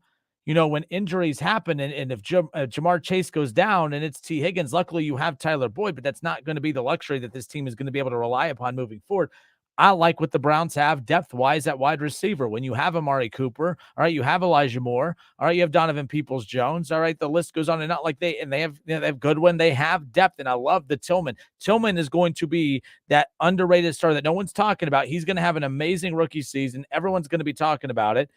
That's going to close the gap there. Look, the receiving room's not better than the Bengals. I get that. I think the Bengals have the best weapons in the NFL. When you look at Jamar Chase, T. Higgins, 2 number 1 wide receivers, and Tyler Boyd is a number 2 receiver on every other team out there, and he's your third best option. I love what the Bengals have. I know Joe Burrow is capable of being the number 2 quarterback in the NFL, but I also know that he is the chosen one that the NFL just drools over, and he doesn't get treated the same as every other quarterback in the NFL. If Josh Allen was in the AFC Championship game, all right, and had a completion percentage as poor as Burrow did, threw 2 interceptions the way Burrow did not lead his team down the field to win the game the way Burrow did not, Josh Allen would be getting crucified the way he got crucified for not winning against the Bengals in the divisional round. I put this on Facebook a little bit ago. Joseph Asai had this to say. Okay, Joseph Asai was apologizing for the late hit on Patrick Mahomes that basically sealed the deal in the AFC Championship game last year that allowed the Chiefs to go back to the Super Bowl and win it all. Patrick Mahomes' second Super Bowl MVP, all that fun stuff, right? Joseph Asai said, I made a mistake, so that's forever on me. I hope that the fans can forgive me. Actions are better than words. Every day I'm working to get back out there and get that redemption. Joseph Asai played his ass off. Joseph Asai made a mistake at the end of the game. If Joe Burrow, who, by the way, says he's not worried about his money, if he wasn't worried about, his parties and everything else that he's doing, if he was a leader, he'd be speaking out saying nobody needs to apologize for that. And if players are apologizing, then Joe Burrow, why is he not apologizing? He threw 2 interceptions in that game. He failed to lead his team to victory. Why is it that Joe Burrow can overcome all of these deficiencies on this roster, but yet when he loses in these big games, we chalk it up to, that offensive line was bad. The offensive line's been bad since he got here. Why is it that it's amazing when they win despite the offensive line, but when they lose, you blame the offensive line? Why do you get to move the goalpost? Why? Why is that fair? Joseph Asai made a mistake at the end of a game. I don't care about that. You guys shouldn't care about that. Don't blame him. The 2 turnovers in a tightly contested AFC Championship game, the 2 interceptions from who was supposed to be the second best quarterback in the NFL. It's okay. He could still be the second best quarterback in the NFL, all while still getting criticism for throwing the 2 interceptions in an AFC Championship game that ultimately cost the team. Oh, the offensive line was bad. The offensive line has been bad since he got there, and it's gotten gradually better as his time has gone along. But you conveniently moved the goalpost. When he got sacked 9 times against the Tennessee Titans and they won, Joe Burrow's a god. And he proved he can overcome the defensive line. But when he loses, it's, that was too much to overcome. Stop. Every quarterback has a deficiency on their team that doesn't put them in position. Josh Allen has Stephon Diggs, and that's it. All right, defense had injuries all over it. How come no one defended Josh Allen in the loss against the Bengals in the divisional round and say, that team wasn't 100% and all that? You guys didn't put into account all the stuff that went on down the stretch with the DeMar Hamlin thing. In fact, Bengals fans, you tried making yourself the victims in all that situation, which was very odd. All I'm saying is stop with the excuses. It's okay to say, hey, Joe Burrow, if you're good enough to get us here, you need to get us to the finish line. It's not that hard. Let's see. Doug Toby says, you got a me team. And talking about the Browns and a we team in the Bengals. What's this we team? All I hear about is Joe Burrow. Joe Burrow. What's this we stuff? When did you become French? What are we talking about here? We. Anyways, the season's here. The season's here. That's all that matters. And I cannot wait for this game coming up on Sunday because that's a tone setter. And I already know what's going to happen. I am calling it out already. All right. I already know what you're going to do. If the Bengals win, they're the best team in the NFL, right? Even if they win by a field goal and Deshaun plays great and they're neck and neck and it takes a full 4-quarter game to beat the Browns, you won't give the Browns any credit. No. You know what you're going to do? Oh, Browns stink, blah, blah, blah. You're going to do what you do. You're going to call and troll on Monday. By the way, I don't care if I have a migraine on Monday. I don't care. Rain, snow, sunshine. Don't care. I don't care if I'm on my deathbed. I don't care if I'm sick. I will be on the air Monday, ready to go, whether the Browns win or lose. But you guys better be ready to go too. And what you don't get to do on Monday is when the Bengals lose, you don't get to say, well, Joe Burrow, he didn't participate in camp. You know, he only got to practice 1 week. Because I know what you're doing. You guys are trash talking. You're doing all this stuff. I could see it in the comment section. I don't see anyone bringing up the fact that he's only practiced for 1 week in the comment section right now. But I promise you guys will fill up my comments on Monday when the Browns win. And the Browns will win. That's my guarantee. I promise you. I swear to you. This isn't like I think they're going to win. I hope they're going to win. I know they're going to win. The Cleveland Browns will beat the Cincinnati Bengals on Sunday. Let's go. It's Ken and Kev Show, 1410 ESPN Radio.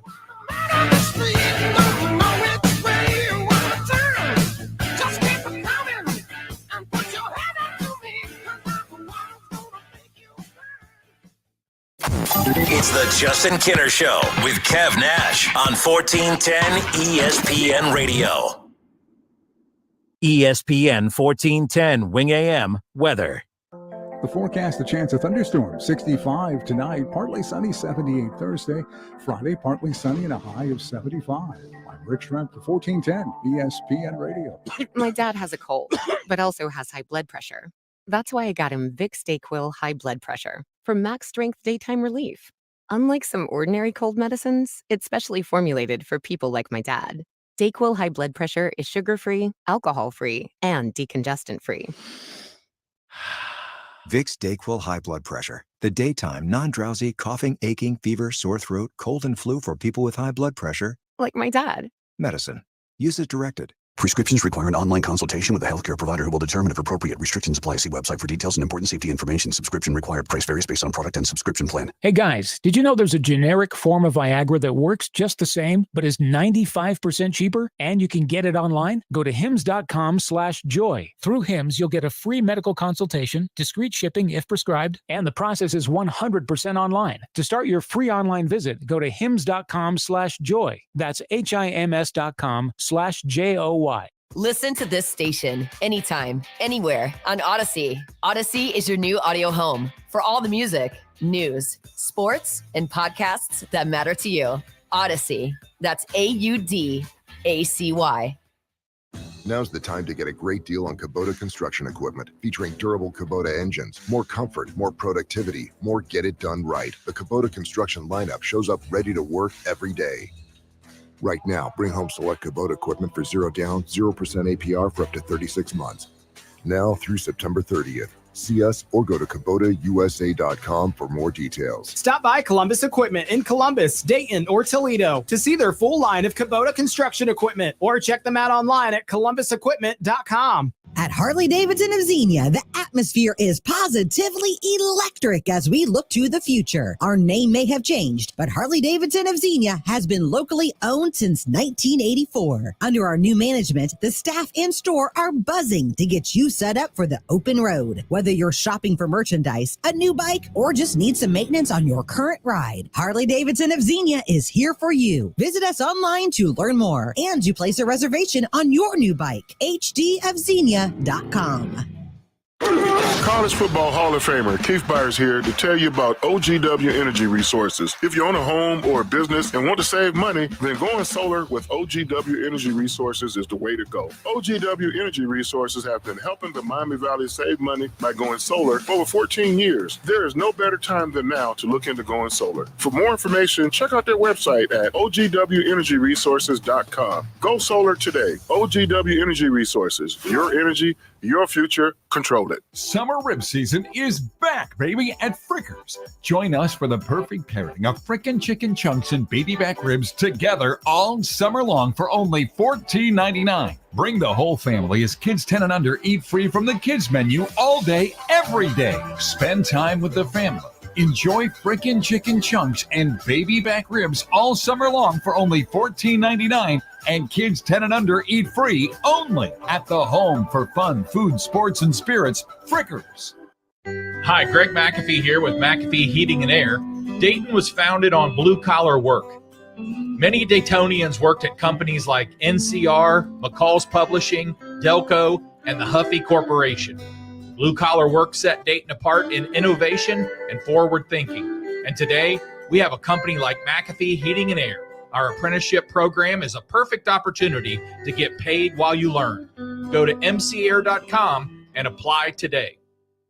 Here's another remarkable success story from QC Kinetics. This one from Chad, who hurt his knee at the gym one day, and it just kept on hurting for months. From my high school football and wrestling days, I already had a little bit of damage in there, but this just sent it over the edge. Chad tried traditional treatments with no improvement when he turned to the non-surgical regenerative treatments at QC Kinetics. It was really fascinating how they did their work, and the science behind it was very intriguing, and it works. Extracting the cure out of my own body blew my mind. It's like I'm brand new again. It was fantastic. That's because the QC Kinetics natural biologic treatments use your body's own healing power to restore damaged tissue in your hips, shoulders, back, and knees, providing long-lasting relief. Now I'm back at the gym. I'm 100% feeling great. If you're tired of suffering with pain from arthritis or injury, call QC Kinetics now for a free consultation. Call QC Kinetics, 937-936-0325. That's 937-936-0325.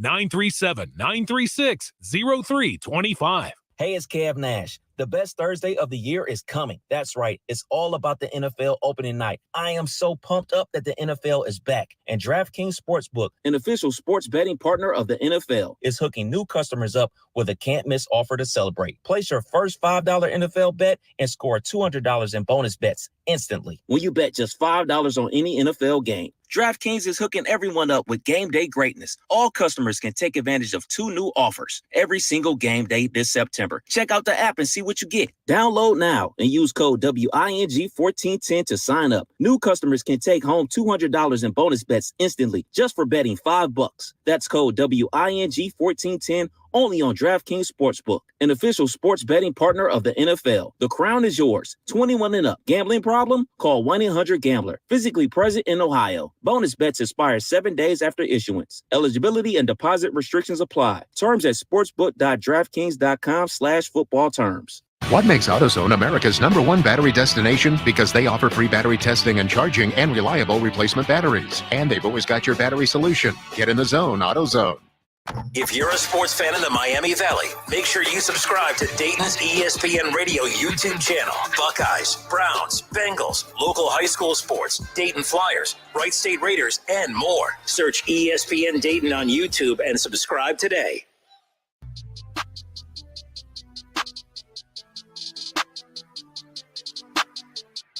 All right, everybody, we welcome you back. Justin Kinner with you here on Dayton's ESPN radio station, 1410 Wing AM. Shout out to Jason Fitz with Yahoo Sports. He joins us every Wednesday at 3:15 now moving forward, so I appreciate his time today, talking all things NFL, college football, Ohio State, and everything else. So pretty excited about that. Appreciate his time earlier today. Now in studio with us, of course, he's hanging out today because he's been here all day for the Keith Byers radio show presented by Lee's Famous Recipe Chicken. Of course, we got former Buckeye, College Football Hall of Famer, former Pro Bowl running back. The list goes on and on. Mr. Keith Byers, welcome. Oh, awesome. It's good to be here. Glad to be in the studio with you guys. So you were here. I couldn't let you walk out of the building without getting your thoughts on this Ohio State game this past Saturday. I was joking around with Kevin saying, there's multiple ways to look at an Ohio State team like this that has all the talent in the world to potentially be a national title contender, but has enough flaws to make games interesting. And we had that. As a sports talk radio host, not going to lie, selfishly, I loved the game on Saturday because there was a lot to dissect. As a sports talk host, it gets kind of boring when you're beating everyone by 40 every single week. There's not a lot of takes you can have. There's not a lot of emotions to play on when it comes to your listeners, but there was a lot of takes. There's a lot of emotion. There's a lot of upset fans. There's a lot of overreaction to what happened on Saturday, but a lot of anger and frustration that I think is rightfully deserved.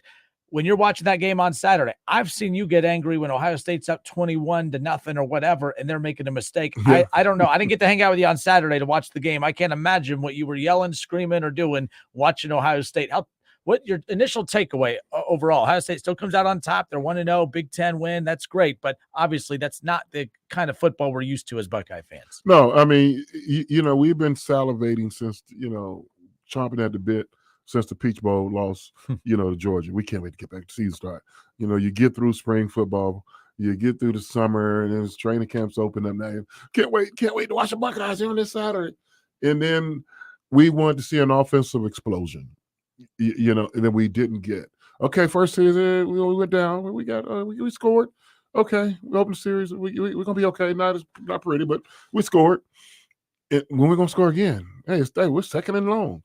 It's third and long. Punt team, what? We didn't convert that. We're going for it on fourth down. And and then the first half, man, this game is, you see, it's only 10-3 at the half. What's going on? Okay, we're gonna come third quarter. We will really bust this thing wide open. Another field goal. And then it's fourth quarter, then we scored a touchdown late in the third quarter. We up by 17 going into the fourth quarter. Okay, we're going to get at least 2 more touchdowns, and, it will be better. Only a field goal, 23-3. First time in a long time we hadn't scored at least 30 points. Yeah. And it was just like, woo, what's going on with the Buckeyes? And you're watching them where it hurts. You change the channel, and you see all these other teams just lighting the scoreboard up. Especially when you set the tone on Saturday with the big upset that Colorado had over TCU, even though neither team played defense. It was 45-42. Was just, well, wait till the Buckeyes play. We got Indiana, who's a Big Ten opponent now. We got to give them some credit. But it was not a lot to feel good about. Only thing to feel good about on Saturday was the Buckeyes won. They didn't get upset. But, I had us number 1 in the country because I'm not big on preseason. But just on potential, I had us number 1. And I dropped us for number 4, to the number 4 team in the country. And it's going to, the first month of the college football, you're going to see a lot of shakeup. But as always, at Ohio State, and it's only, you can look at their schedule, it's only about 2 games a year or 3 games a season when you look at their schedule year in and year out. It's not how the other team plays. It's how we play. And no disrespect to Indiana whatsoever, but that wasn't Ohio State football. What we come to expect, that is the standard. And every year, you have to ask yourself your identity. Who am I? And right now, we're not that team who we were last year that played in the college football playoffs. We're not that good, but it's only 1 game in. We won't figure that out over the next 11 Saturdays. As far as, whether or not we're going to be one of the top 4 teams in the country with a chance to play for the national championship. And we'll forget about this game in about a week, 2 weeks. By the time we get to October, we shouldn't be talking about what happened against Indiana. That'll be a distant memory if things go according to plan. And the only way they go according to plan is that everybody has to get better, not just the quarterback. Everybody in the building. That means the special teams. That means the defense. That means the coaches and the offense and every position group along the way. And we as fans have to be better too. We have to support our team and not compare them to who they're not. We got to compare them to who they are. And that's why they got recruited to Ohio State, to be great and to be good and to be the best that you can be. And this Saturday's game against Youngstown State, home opener, we're going to expect big things. And don't go out there pressing. 1 play at a time. This will be Cal McCord's second start ever in Ohio State Stadium. And if he wants to be the starting quarterback, it starts Saturday. It starts Saturday. And Devin Brown, I haven't seen enough of you, but I think we're going to see a heavy dose of Devin Brown come Saturday too. And if you want to be the starting quarterback, go win the job. Nobody's going to give it to you, but all you're asking for is opportunity. Week 1, Devin Brown didn't get that opportunity in the game, but we're not at practice. So you have to take your practice and the meeting time to the field. So Don't pout about it. Be about it. So he's going to get another opportunity on Saturday. I want to see Devin Brown play well. I want to see everybody that's wear scarlet and gray play well come Saturday. And I expect when we talk next week, I'm expecting a whole lot better results. So when I go to bed Saturday night, I want to go to bed with a better frame of mind than I was this past Saturday night when I went to bed. Wasn't feeling good about the Buckeyes. Not that I'm ever down on them, but I'm also truthful. I know how good we can be. And if you get in a game where Marvin Harrison only has 2 catches, that's a problem. And so that sticks in the mirror. And so everybody has to make that improvement from week 1 to week 2. And I believe we're going to see that come Saturday. Keith, obviously, back when you played, you didn't play Youngstown State. Like, and I don't really mean Youngstown State, like the school itself. I just mean like the weak caliber of opponent that they are. And I know that sounds disrespectful, but when you're the Ohio State, I don't understand why you have games like this on the schedule. It drives me crazy, actually. But nonetheless, it's coming up this Saturday, noon kickoff, 10:30 coverage begins right here on 1410 ESPN Radio. But I have to ask, when you talk about, what's next is Youngstown State. And I just don't understand what we're going to take away from this. I don't know what we're going to learn. I don't think that there is anything that can happen in this game on Saturday that we can feel confident about. Like, to me, if they play poorly, we're going to be really concerned, obviously. But if they play really, really well, it's also going to be hard to take anything away positive from it, because how much of it was a vast improvement from one week to the next versus, well, you're playing Youngstown State. Like, you know what I mean? Like, I think it's going to be very tough to have any kind of takeaway from this weekend. Well, we'll learn something if the defense don't get turnovers. If they don't get turnovers, they got to offset that with a lot of tackles for losses and a lot of 3rd and long situations. Because turnovers, they come in bunches. Sometimes you can be having a devastating defensive performance without turnovers. But I need Buckeyes flying all around the field and, making Youngstown State, maybe it's only 2nd or 3rd down. Want to punt now? Can we not wait to 4th down? That's the kind of defensive performance I want to see, out of our defense against her. Let's just face it, a lesser opponent. Then we, you respect all your opponents.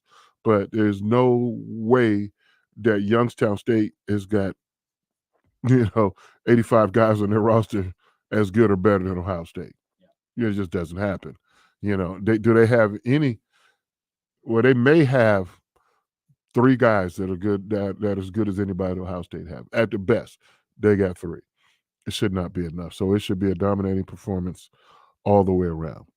Keith, Youngstown State, they are not a tough opponent. And as you can tell, I'm the program director. I'm supposed to be overhyping all of our affiliate teams, right?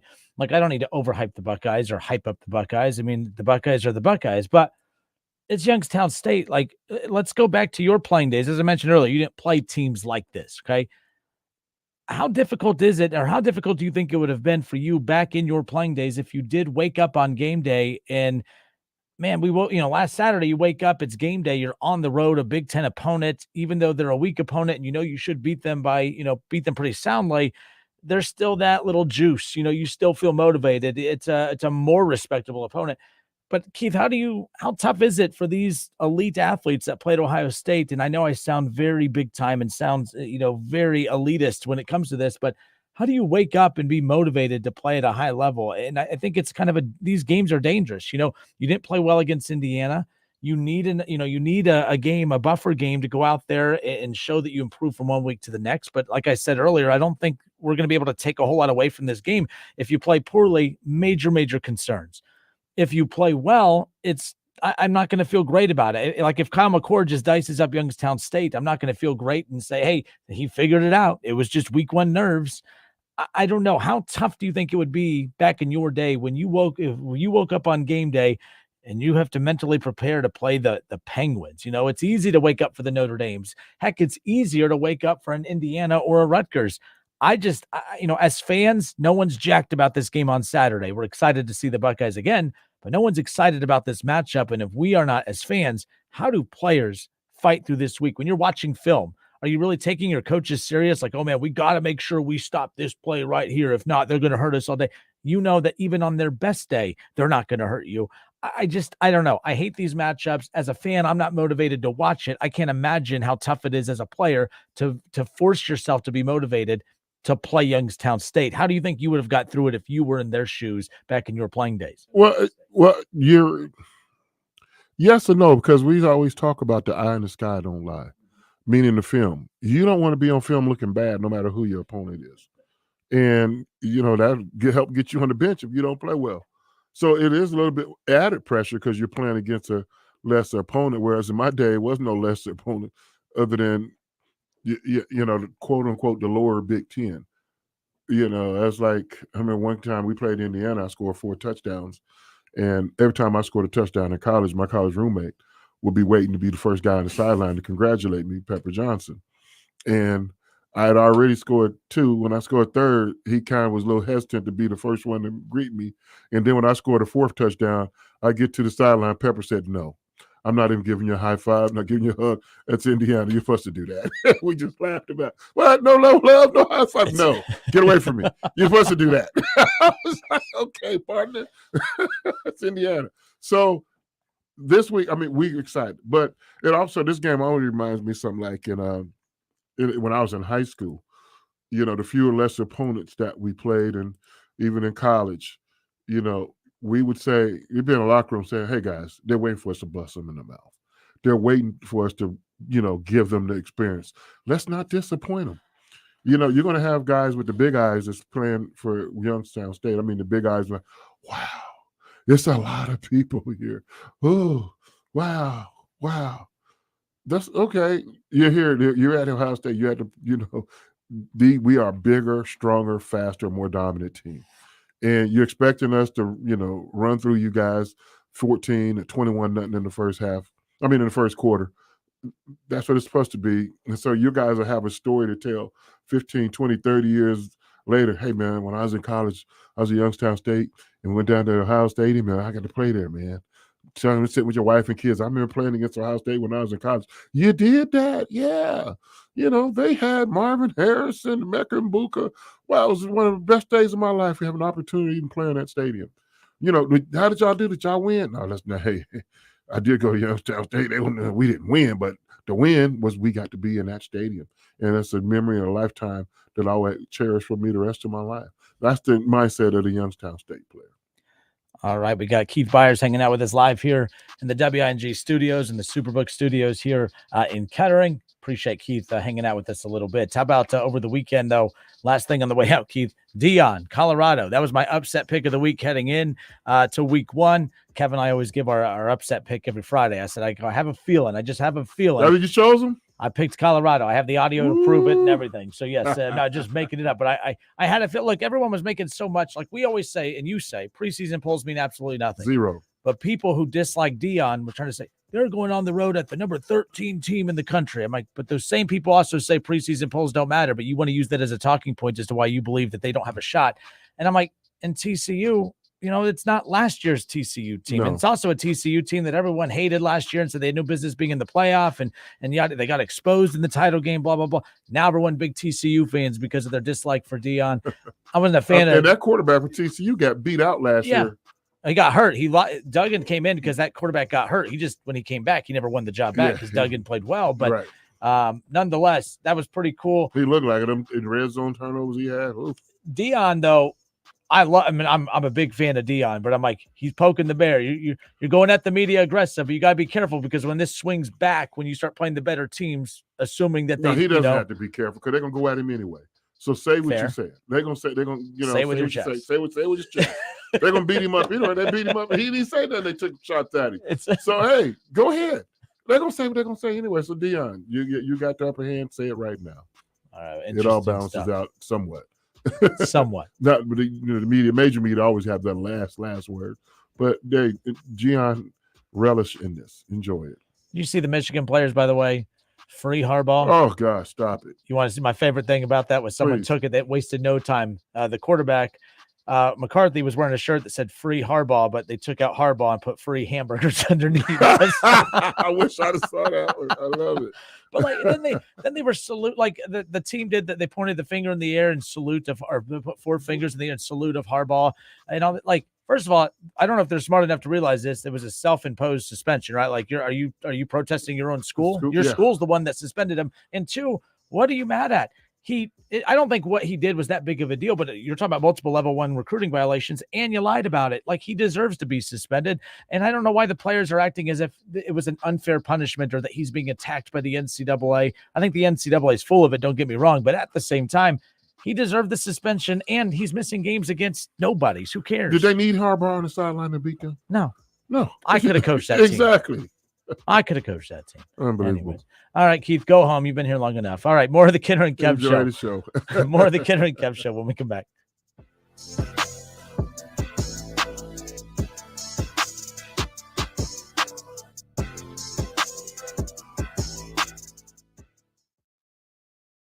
It's the Justin Kinner Show with Kev Nash. Justin, you're awesome, baby. Right here on 1410 ESPN Radio.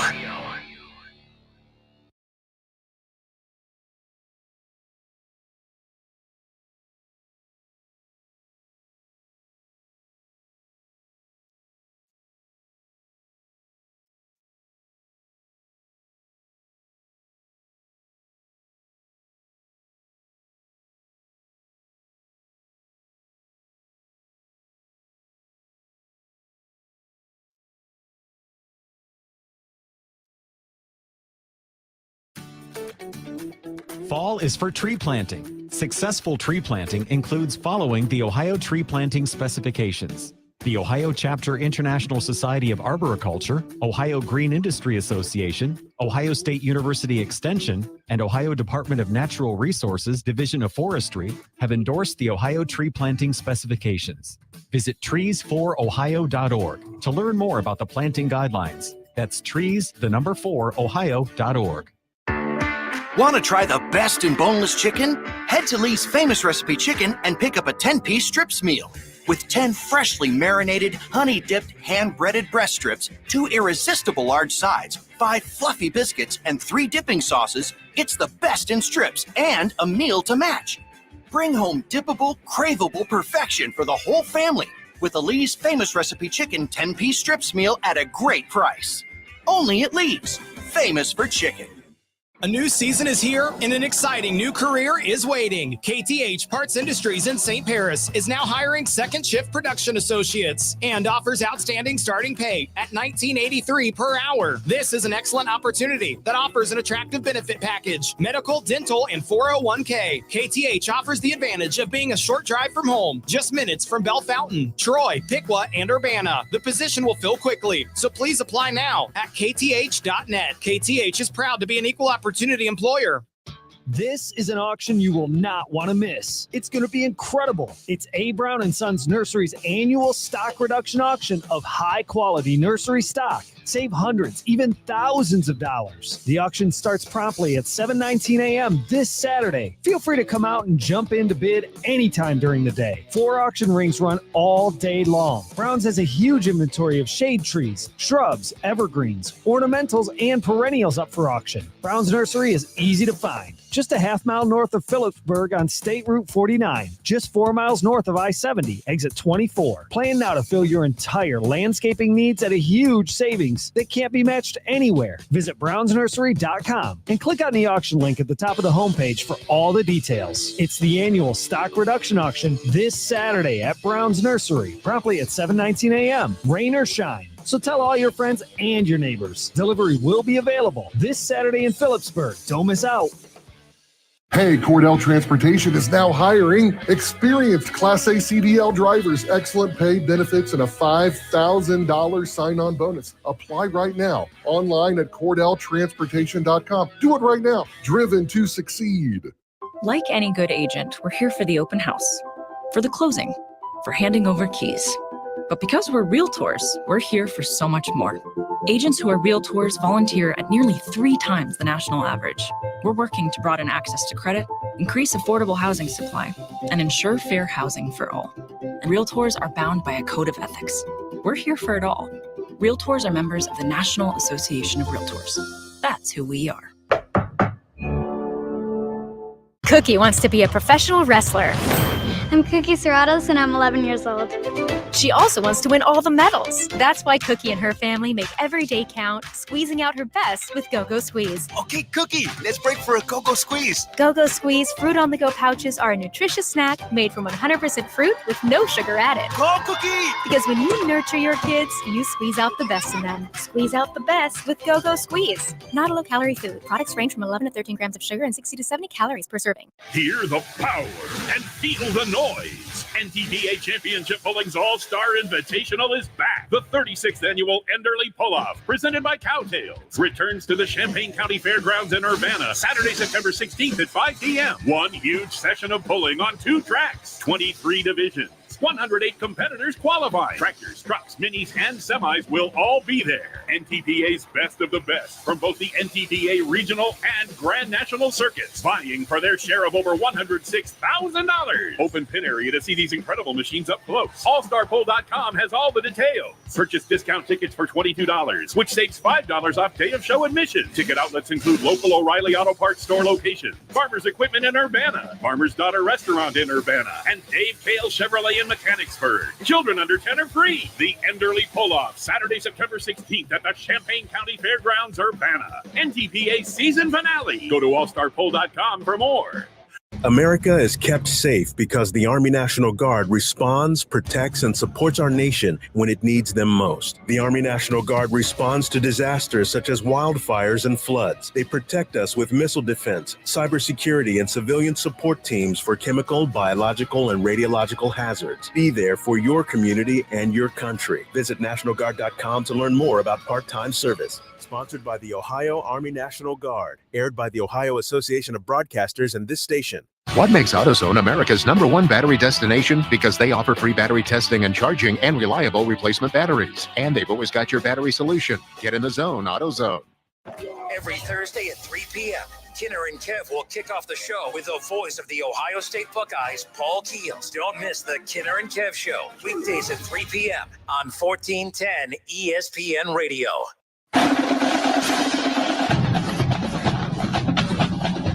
All right, everybody, we welcome you back. Justin Kinner, Kev Nash, Dayton's ESPN radio station, 1410 Wing AM. Kev, week 4? Already. Can you believe it? So next week's the halfway point? What is that? Like, this is what we say. Like, you know, the offseason goes by so